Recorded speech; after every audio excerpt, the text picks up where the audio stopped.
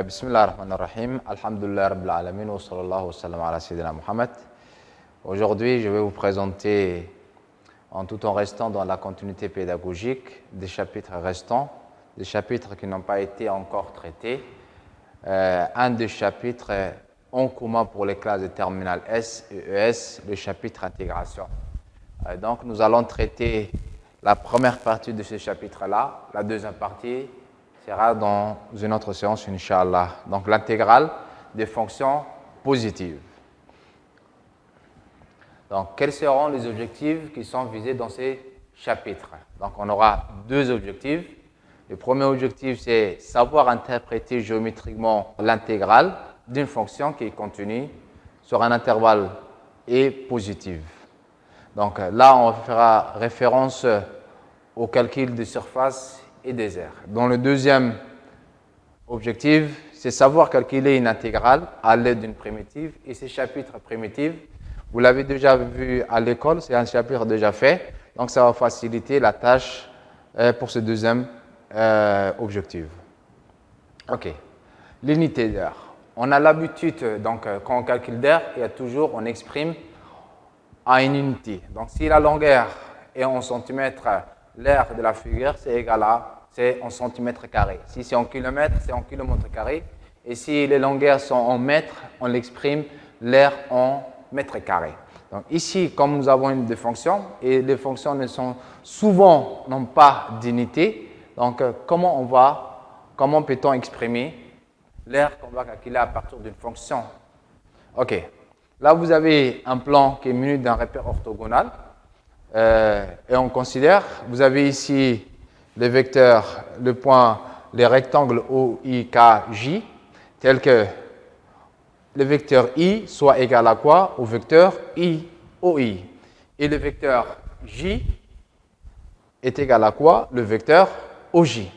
Donc, qu'appelle-t-on unité d'aire? Là, vous avez quoi alors? La surface coloriée, la surface violette. Ici, cette aire-là, l'aire du rectangle OIKJ est égale à combien? 1 unité d'aire. Parce que le vecteur unitaire, la norme du vecteur unitaire I, c'est égal à 1. La norme de ce vecteur J, c'est égal à aussi 1. Donc, l'aire de ce rectangle, c'est égal à combien? 1 fois 1, et c'est égal à 1. Et 1 quoi? On va dire 1 unité d'aire. Comme nous n'avons pas unité de longueur. Donc, ce rectangle-là va être égal à combien? 1 unité d'aire. Donc, si nous avons deux rectangles, ça va être égal à combien? 2 unités d'aire. Si on a 3 rectangles, ça va être quoi? 3 unités d'aire, ainsi de suite. Bien. Alors, qu'appelle-t-on donc ici l'aire qui est sous la courbe et qui est notée à AD? Les A et les D étant en majuscule. OK. Soit une fonction qui est continue et positive sur un intervalle AB. Voilà. Là, vous avez quoi? La courbe de la fonction CF. Et là, vous avez quoi? A et B étant les bornes de l'intervalle AB. Donc, cette fonction est bien continue. En commençant de A jusqu'à l'intervalle B, jusqu'au point B, la fonction est continue et elle est positive parce qu'elle reste au-dessus de l'axe des abscisses. Alors, qu'appelle-t-on donc R qui est sous la courbe? R sous la courbe. R qui est sous la courbe, c'est l'aire de ce domaine. De quel domaine? Du domaine qui est délimité. D'abord, on va délimiter horizontalement et après, on va délimiter verticalement. L'aire du domaine D qui est délimité horizontalement par l'axe des abscisses, par la courbe CF et verticalement aussi, il faut les délimiter. C'est entre le droit d'équation x égale à A et x égale à combien? B. Donc, l'aire qui est sous la courbe, c'est l'aire qui se trouve entre l'axe des abscisses et la courbe et entre verticalement les droits d'équation x égale à A et x égale à B.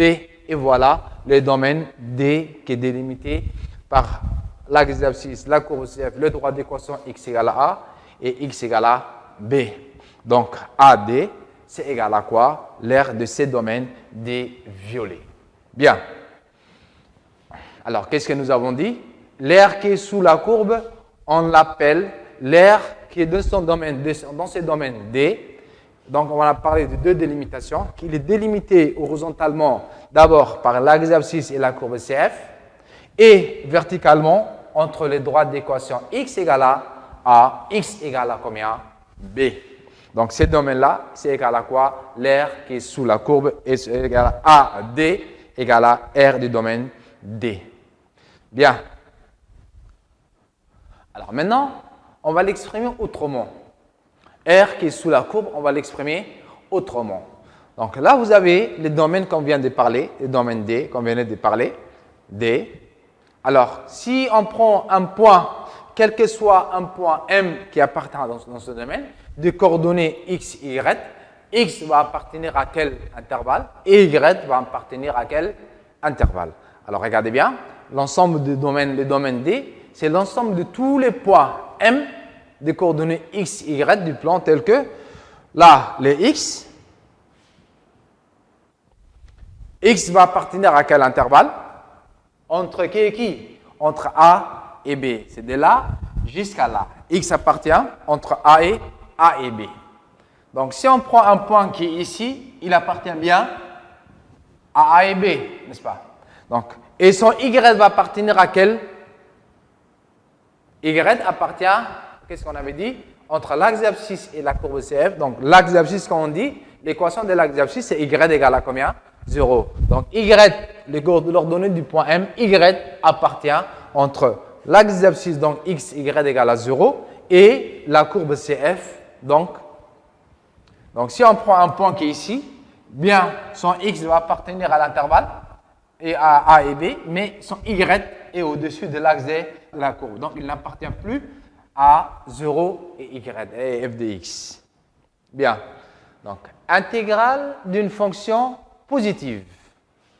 Voilà.